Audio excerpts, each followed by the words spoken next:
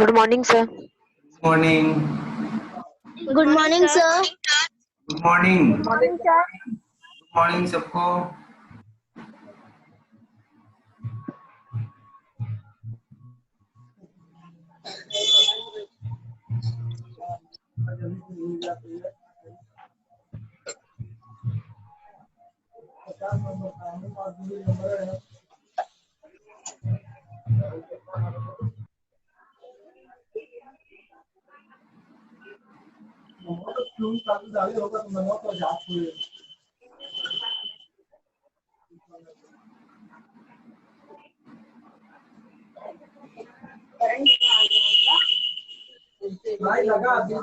कभी कभी हो जाता है।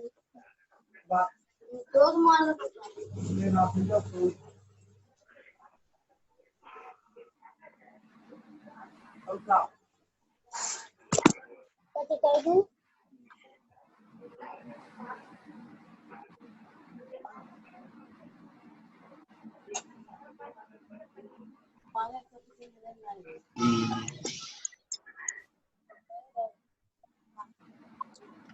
सुनो कहाँ गई?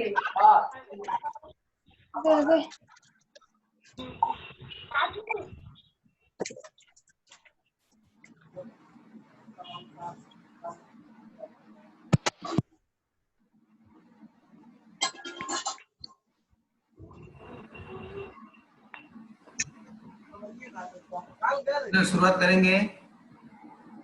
Yes sir.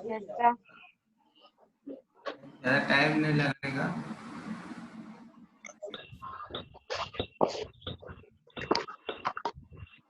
Good morning sir. Good morning.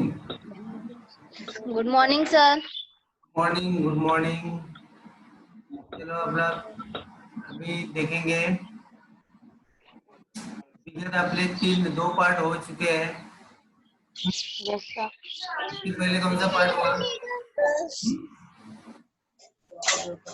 तरीक हलचल है, ठीक है। तो ज्यादा इधर उधर हो रहे सब। Razia yes sir. कौन सा अटेंड कर रहे तुम?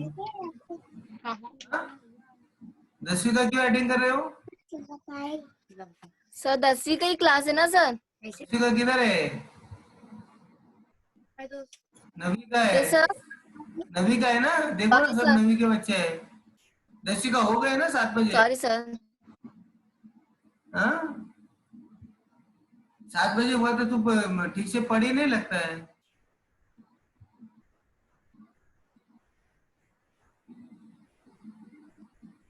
ऐसे ठीक से देखने का हो रजिया।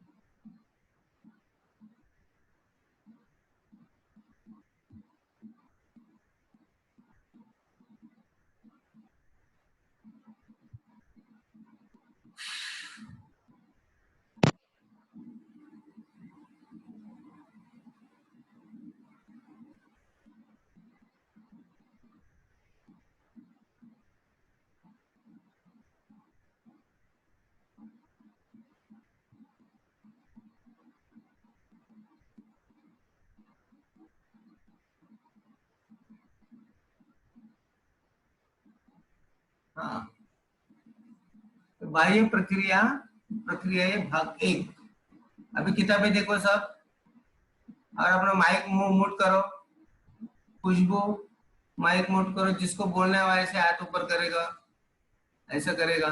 हाँ जिसको बोलना है माइक को अनम्यूट करेगा और ऐसा करेगा, ठीक है। जिसको नहीं समझ में आएगा तो ऐसा करेगा। ठीक है। तो बाह्य प्रक्रिया भाग एक, पिछले पीरियड में हमने क्या देखा था, ये पार्ट देखे थे, कौन सा, आंतरिक हलचल। उसमें दो प्रकार की हलचल थी, द्रुत भू हलचल और मंद भू हलचल देखा था। अभी इस पार्ट में जो है कि मैं ये देखो, बाह्य प्रक्रिया पृथ्वी जो है, पृथ्वी के ऊपर का आवरण है, सबसे ऊपरी जो आवरण है उसको क्या बोलते हैं, भूपटल कहते हैं, और हम भूपटल पे रहते हैं।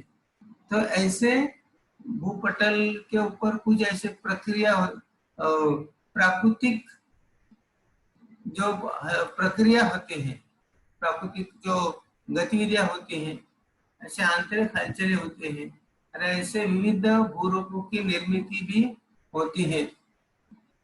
ये देखो यहाँ पे भूरूप समझ में आ रहे हैं, देखो एक गुप्ताकार टीला वाला है और ये टूटा फूटा पत्थर भी दिखाई दे रहे हैं। तो ये विविध भूरूपों की निर्मित होती है। भूपृष्ठ पर अनेक प्रक्रिया के कारण भूरूप निर्मित और निरंतर अपसरण होता रहता है। इस पाठ में हम बाह्य प्रक्रियाओं का और इसमें से तैयार होने वाले भूरूपों का अध्ययन करने वाले हैं। भूपृष्ठ पर कार्यरत दाब शक्ति के कारण बाह्य प्रक्रिया होती है। इनमें से सौर ऊर्जा, गुरुत्व बल, पृष्ठभाग के पर बहने वाले पदार्थों से संबंधित गतिज ऊर्जा आदि की भूमिका महत्वपूर्ण है।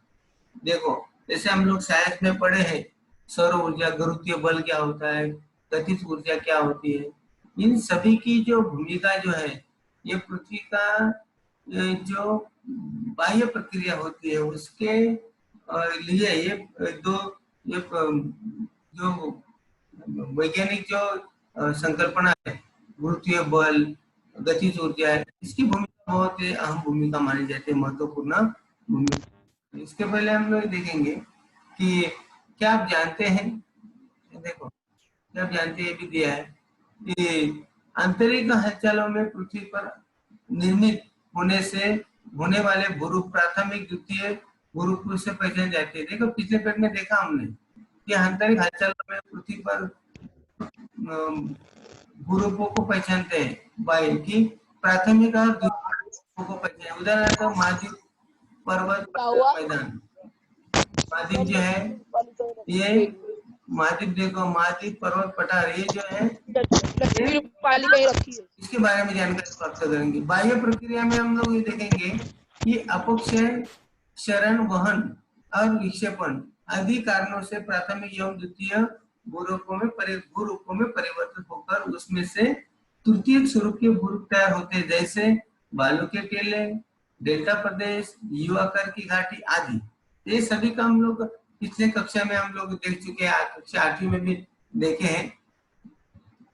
इसमें हम लोग ये देखो, अभी आप बताइए, आप ध्यान दीजिए, इधर उधर मत ध्यान अपना विचलित मत करो, यहाँ पे ध्यान दो। किताब में देखो कुछ चित्र दिए, देखो उसका निरीक्षण करो, ये देखो, और इन चित्रों को की चट्टानों के स्वरूप का वर्णन भी बताओ।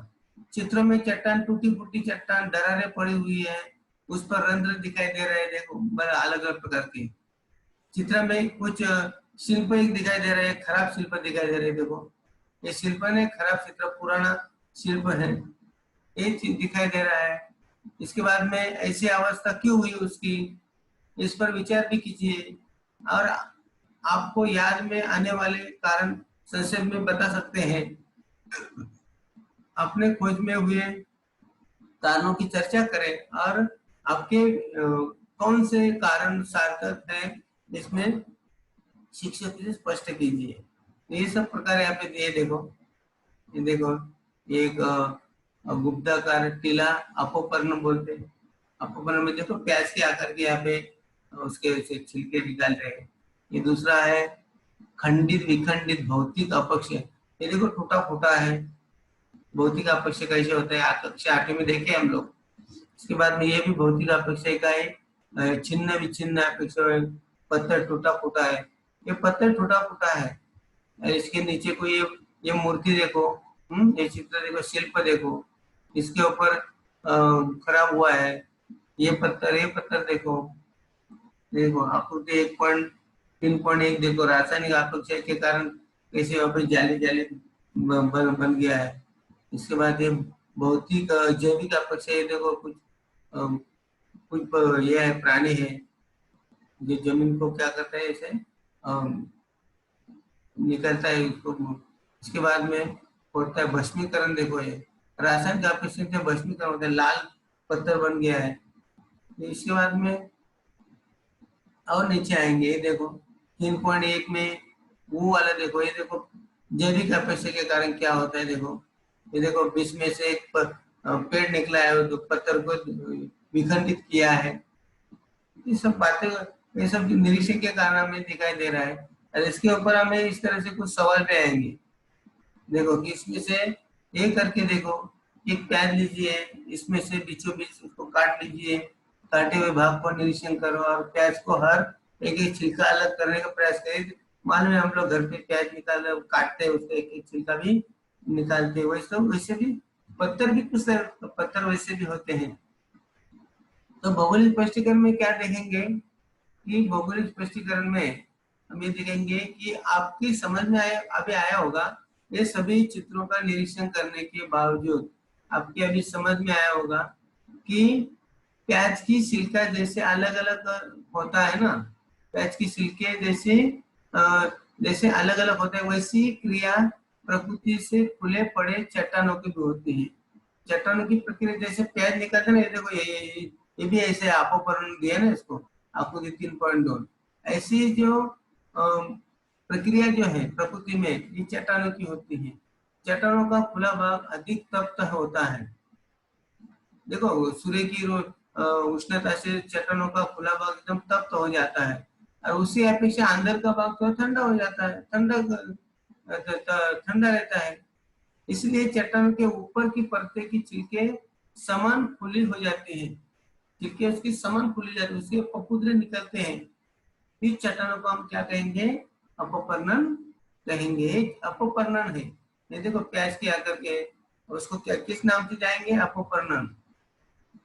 तो ये भौतिक अपक्षय मुख्यतः निम्न कारणों से भी होता है। किन कारणों से? अपक्षय माने क्या समझ में? हाँ, अपक्षय माने बताओ कि चट्टानों का टूटना फूटना प्राकृतिक सूर्य की उष्णता से या जैविक भौतिक रासायनिक क्रिया के कारण चट्टानों का विखंडन होना, चट्टानों का चूर्ण होना, चट्टानों का टूटना फूटना, अपक्षरण होना, इसी क्रिया को क्या कहते हैं? अपक्षय कहते हैं। ध्यान में रखो, ठीक है। तो भौतिक अपक्षय अभी ये देखेंगे हम लोग। भौतिक अपक्षय, भौतिक अपक्षय मुख्यतः 3 कारणों से घटित होता है। इसमें दिया है कि तापमान दिया है, इसके बाद सघनीभवन, स्फटिकीकरण के वृद्धि में दबाव से मुक्ति और जल। तो प्रथम देखेंगे तापमान। तापमान जो है कि कैसे तापमान के कारण चट्टानों का अपक्षरण कैसे होता है कि इस कारण ये बढ़ते हुए कि तापमान बढ़ते तापमान का चट्टानों खनिजों पर प्रभाव पड़ता है। इसी कारण इनमें से निहित जो खनिज होते हैं उसका प्रसारण होता है और तापमान कम होने से वो सिकुड़ जाते हैं। ऐसे निरंतर प्रसरण सिकुड़न के कारण चट्टानों के कणों में तनाव निर्माण होता है और चट्टान जो है निहित खनिजों द्वारा तापमान के अंदर को दिया जाता है और दिया हुआ प्रतिशत भिन्न भिन्न होता है। कुछ खनिज का प्रसारण अधिक मात्रा में होता है तो कुछ खनिजों का प्रसारण कम मात्रा में होता है। इसी कारण चट्टानों के कणों में निर्माण होने वाला तनाव भी कम अधिक होता है। परिणामतः चट्टानों में दरारें पड़ती है और चट्टानें टूट जाती है। जिस प्रदेश में प्रतिदिन तापमान कक्षा अधिक होती है वहां इस प्रकार का अपक्षय अधिक मात्रा में होता है, जैसे उष्ण मरुस्थलीय प्रदेश। देखेंगे अभी फिर से तापमान वाले पॉइंट में जाएंगे कि पत्थरों में क्या होते हैं? खनिज होते हैं। पत्थरों में क्या होते हैं? खनिज होते हैं। खनिज क्या होते हैं? उष्णता देंगे तो खनिज पिघल जाते हैं, प्रसरण पाते हैं ना। लोहा देखो धातु देखो, उसको गर्म करेंगे ना उसका आक्रमण बढ़ जाता है। तो तापमान पत्थरों में क्या होते हैं? खनिज होते हैं। और जैसे जैसे सूर्य की उष्णता जितने ये तापमान बढ़ते थे तैसे चट्टानों में निहित जो खनिज है वो प्रसरण होते हैं।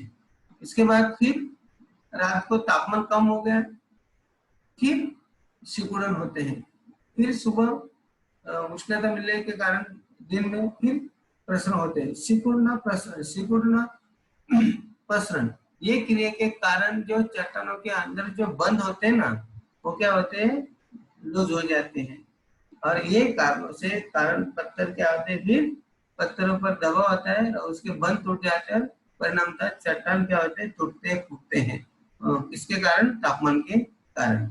और ये प्रक्रिया जो है कि हर एक प्रदेश में अलग अलग होती है। जहाँ पे तापमान अधिक होता है और वहाँ पे ये प्रक्रिया जो है बड़े पैमाने पे दिखाई, जहाँ पे तापमान निम्न है या कम है वहाँ पे प्रक्रिया इतनी बड़े पैमाने पे समझ में नहीं आती है। ये प्रक्रिया ज्यादा करके जो उष्ण मरुस्थलीय प्रदेश है वहाँ पे देखो, जैसे उष्ण मरुस्थलीय प्रदेश में ये प्रक्रिया बड़े पैमाने पे दिखाई देती है, इस तरह से। इसके बाद तुषार। तुषार क्या है, घनीभूत जल का आकारमान बढ़ जाता है।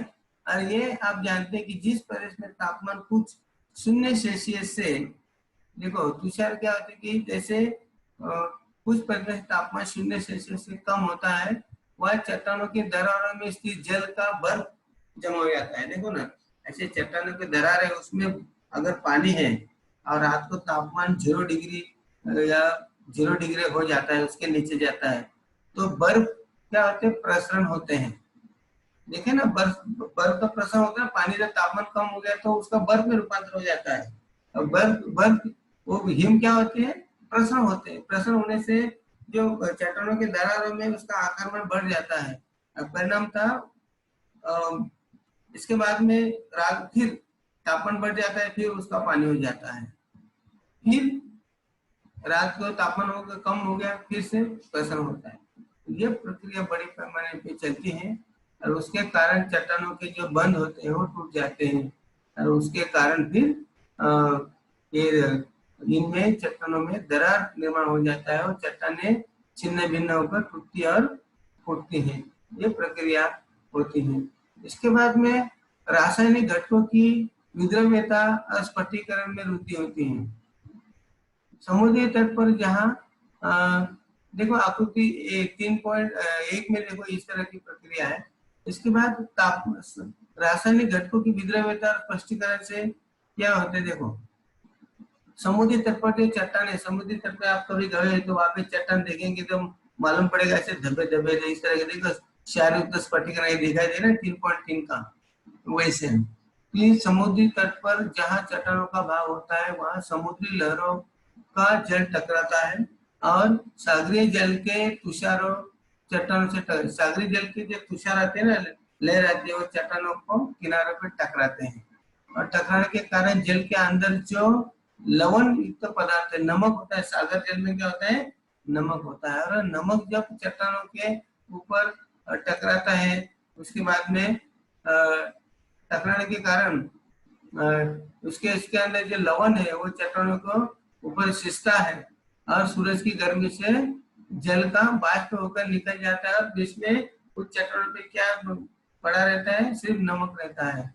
और ये नमक जो है ये रासायनिक पदार्थ है और उसका लवण जल में लवण से स्फटिकीकरण होता है। स्फटिक अधिक जगह व्याप्त करते हैं, अधिक जगह उनको लगते हैं और उसमें चट्टानों में क्या होता है, तनाव निर्माण हो जाता है और चट्टानों के ऊपर रंध्र छिद्र तैयार होते हैं। देखो रंध्र जैसे डब्बे डब्बे दिखाई दे रहे हैं, छिद्र तैयार होते हैं, जैसे मधुमक्खी के आकार के दिखाई देते हैं चट्टान। देखो मधुमक्खी के आकार के चट्टान दिखाई देते हैं और इस तरह के प्रक्रिया जो है रासायनिक अपक्षय के कारण लवणों के कारण होती है।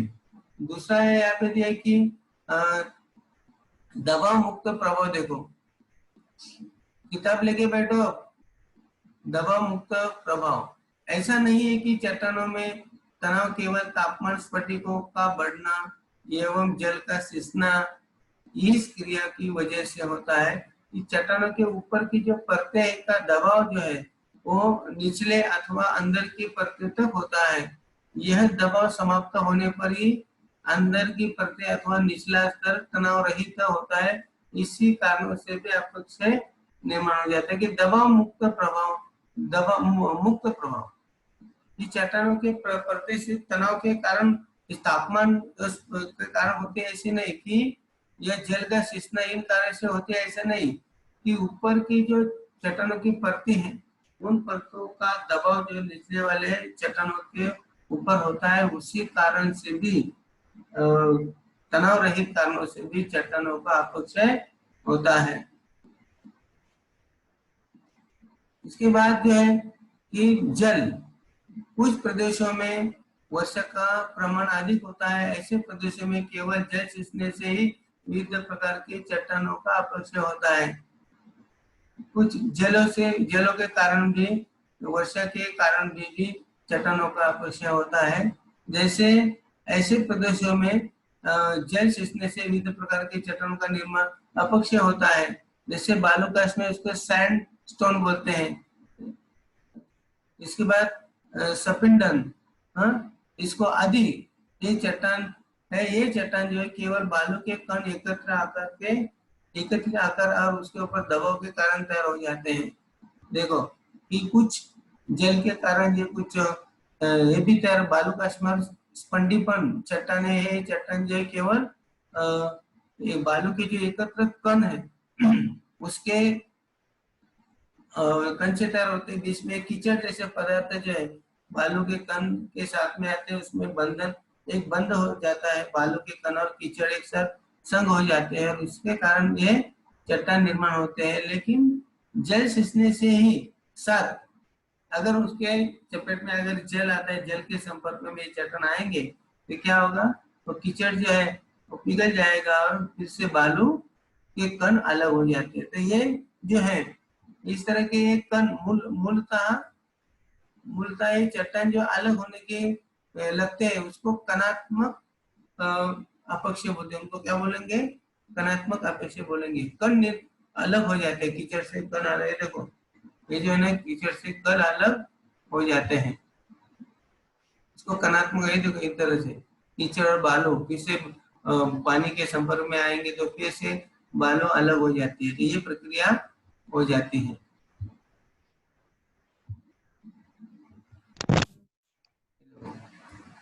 इसके बाद में जो है कुछ समय तापमान और जल ये दोनों घटकों से अपक्षय होता है। कुछ समय देखेंगे तो तापमान, समान तापमान और जल दोनों घटकों से अपक्षय होता है। तापमान भिन्नता के कारण चट्टानों का सिकुड़ना, प्रसरण होना, उनके जोड़ अथवा दरारें चौड़ी हो जाती हैं। तो तापमान के कारण चट्टानों का सिकुड़ना और उसके प्रसरण होते हैं तो उनकी दरारें चौड़ी हो जाती है, जिसमें जल संचित होकर चट्टानों को बड़े भाग एक दूसरे को अलग हो जाते हैं, उसको छिन्न भिन्न अपक्षय बोलते हैं। कि ऐसे इस तरह से भी छिन्न भिन्न अपक्षय हो जाता है। देखो आप देखिए कि एक इसमें दिया है कि एक गिलास में थोड़ा एक उदाहरण दिया है, एक गिलास में थोड़ा सा जल लेकर उसमें से 3 खड़ियों को जल के टुकड़े डाले हैं और अगले दिन उसका निरीक्षण करें और निम्न प्रश्नों के उत्तर भी लिखिए दिए हैं। जल के रंग में बदलाव आया है, एक गिलास में थोड़ा सा ये करो, एक गिलास में थोड़ा सा जल लेकर उसमें से कुछ ये कर सकते हैं, 2-3 खड़िया टुकड़े डालो, अगले दिन का निरीक्षण करें और निम्न प्रश्नों के उत्तर लिखिए। जल में रंग के बदलाव होता है, खड़ियों को छुप क्या हुआ ये समझ में आता है। देखो तो इसके बाद में कुछ चौक भी डालेंगे, दूसरे दिन देखेंगे तो क्या होते हैं, उसका विघटन हो जाता है। वैसा ही वो कणात्मक अपक्षय होता है। इसके बाद में यहाँ पे आपको देखेंगे कि दूसरा एक लोहे के किले लीजिए और वो पुलिया गीले कपड़े में लपेट कर रखिए, दूसरे दिन बाद देखिए कपड़ा खोल के देखो, निम्न उत्तर अपने पास आएगा। कपड़ों पर दाग पड़ जाते हैं, पकड़ता है ना कपड़े पर, गीला खिला रखो, दूसरे दिन कपड़ा खोल के देखो कपड़ों पर दाग पड़ जाते हैं। वे कौन से रंग है, कौन से रंग के दिखते हैं, अलग कलर के रंग होते हैं। इसके बाद में कौन से रंग होते हैं, लाल कलर के रंग होते हैं। ये दाग कपड़ों पर किस कारण, इसके कारण कि इसके कारण अपना जंग पकड़ा है, उसका क्या उसका अपक्षरण हुआ है, रासायनिक अपक्षय हुआ है, उसके कारण जो है ये पड़े हैं। इस तरह से हम लोग उसके बाद में भौगोलिक स्पष्टीकरण, भौगोलिक स्पष्टीकरण के रासायनिक रासायनिक से हमें ये समझ में आता है, इसकी महत्वपूर्ण भूमिका है। अपने समझ में आएगा कि चट्टानों पर विविध का मिश्रण होता है। चट्टानों देखा पहले भाग में देखे थे कि चट्टानों विविध खनिजों का मिश्रण है और यह वैश्विक द्रव्य है, यूनिवर्सल सॉल्वेंट है समझा जाता है। और जल में अनेक पदार्थ सहजता से घुल सकते हैं। वो पदार्थ घुलने की द्रव्यता बढ़ जाती है कि द्रव में अनेक प्रकार के पदार्थ जैसे अनेक पदार्थ सहज से घुलते, जल में कोई भी पदार्थ डाल जल में बहुत से पदार्थ घुल जाते हैं और ये पदार्थ घुलने से मिश्रण की द्रव्यता बढ़ जाती है। मिश्रण की द्रव्यता में आक्रमण बढ़ जाता है और उसमें जल सहजता से घुलने वाले पदार्थों को ऐसे मिश्रण में घुल जाते हैं। जिस प्रदेश में वर्षा का प्रमाण अधिक होता है वहां इस प्रकार की क्रिया होकर निम्न अनुसार रासायनिक अपेक्षा होता है। जहाँ देखो वर्षा का प्रमाण अधिक है वहां पे बड़े पैमाने पे रासायनिक अपेक्षा होता है, क्योंकि पत्थरों में जो स्थित रासायन है या कोई अम्लयुक्त तो वर्षा भी होती है, उसके कारण भी चट्टानों के पर जो है परिणाम होता है। इसके बाद कार्बनन, कार्बन देखेंगे कि वर्षा का जल भूमि पर आने तक वातावरण का विचरण करता है और उसी समय उसमें कार्बन ऑक्साइड वायु बड़े मात्रा में घुल जाता है। इसमें से हल्का कार्बन तैयार होता है। ऐसे कार्बन में चूने के पत्थर जैसे पदार्थ में घुल जाते हैं, जैसे जल प्लस कार्बन कार्बनिक अम्ल माने H2O plus CO2 plus H2CO। ऐसी प्रक्रिया भी होते हैं कि वर्षा के जल में कार्बन होता है, वो भूमि पर आता है, वो चट्टानों पे गिर जाता है या चूने के पत्थरों पे गिर जाएगा तो चूने के पत्थर के सहजता से घुल जाते हैं। इसमें से जल और कार्बन दोनों एकत्र करने से जल और कार्बन एकत्र करने से कार्बन डाइऑक्साइड निर्माण हो जाता है और कार्बनिक अम्ल उसमें से तैयार हो जाता है। इस प्रकार की भी प्रक्रिया होती है। उसके बाद द्रवीकरण या विलयकरण, कुछ चट्टानों में कुछ जल में घुल जाते हैं, जल के साथ बहकर उसकी क्षमता के रासायनिक अपक्षय से चूने का पत्थर बन जाता है। और जैसे जैसे देखेंगे इसमें महाराष्ट्र में अहमदनगर जिले के वडगांव दरिया में चूने के पत्थर का फिर से रासायनिक अपक्षय हुआ दिखाई दे रहा है। उसी प्रकार द्रवीकरण की क्रिया का लवण घुलकर चट्टानों कमजोर हो जाती है। देखो लवण स्तंभ से ये दिया है कि ये जो है ना चूने के पत्थर है, इसमें पानी गिर जाता है, पानी अलग हो जाता है, चट्टान उसमें घुल जाती है और इस तरह की प्रक्रिया दिखाई देती है। इसके बाद में भस्मीकरण, देखो जिस चट्टानों में लौह खनिज होते हैं उन चट्टानों पर जो प्रक्रिया होती है, चट्टानों में लोह जल का संपर्क में आने से, जब लोहा जल के संपर्क में आए, देखा ना किले के गंज कैसे पकड़ जाता है, वैसे लोहा पानी के संपर्क में आएगा जंग पकड़ता है। और उसी प्रकार से ही चट्टानों में लोह का जल के संपर्क में आने से लोह और ऑक्सीजन में रासायनिक क्रिया हो जाती है, क्योंकि हवा में ऑक्सीजन होता है, पानी में भी होता है और लोहा पर जंग आ जाता है। उसी कारण चट्टानों पर कथाई रंग की परतें तैयार होती हैं। और ऐसे जैसे आपने गीले कपड़े पे कीले देखे थे, उसी प्रकार की क्रिया आपको समझ में आएंगी। और ऐसी क्रिया अधिक वर्षा वाले प्रदेश में होते तो इस तरह के चट्टानों के क्या होते आकृति 3.1 ये देखो, ये देखो उसमें समझ में आएगा, समझ में आता है अपने को, ये उसमें समझ में आएगा।